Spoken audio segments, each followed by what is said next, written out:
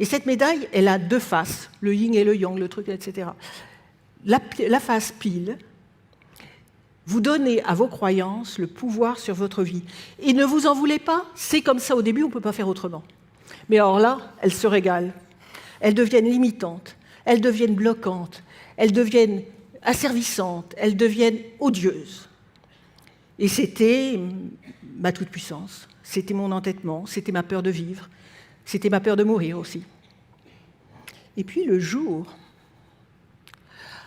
où je me suis donné de l'amour, du respect, de la tendresse, du temps, de l'écoute, de la lumière, ce jour-là, mais l'autre face de la médaille, mais ces mêmes croyances, elles ont explosé toute leur splendeur.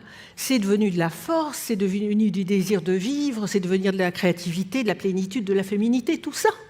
Tout ça. Et tout est devenu possible.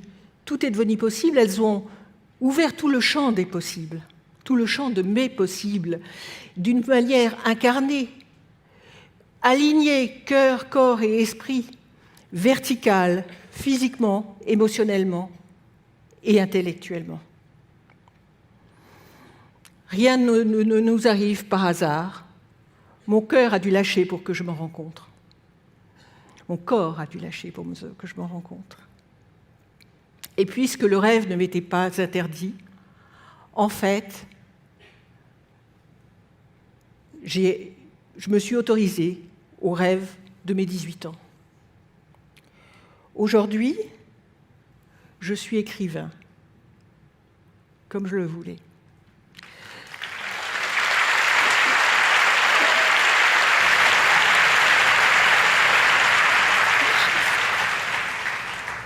J'ai écrit mon premier livre, il s'appelle « Le roseau penchant », mais histoire d'une merveilleuse opération. Le roseau penchant, vous savez, celui qui plie, mais il ne rompt pas. Voilà, il est sorti, attendez, 3 ans, jour pour jour, après mon opération. Alors le destin, vous n'y croyez pas? Moi, si. Et puis, il ne faudra pas une arthrodèse pour mon deuxième livre. Quelle que soit l'épreuve, qui que vous soyez, nous avons tous la capacité de la transmuter.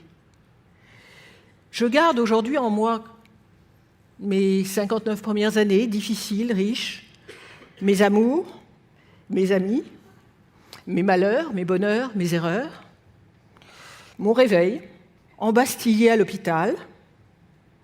Je ne suis victime de rien ni de personne. J'ai un handicap, aujourd'hui quasiment invisible mais important, mais je ne suis pas mon handicap, absolument pas.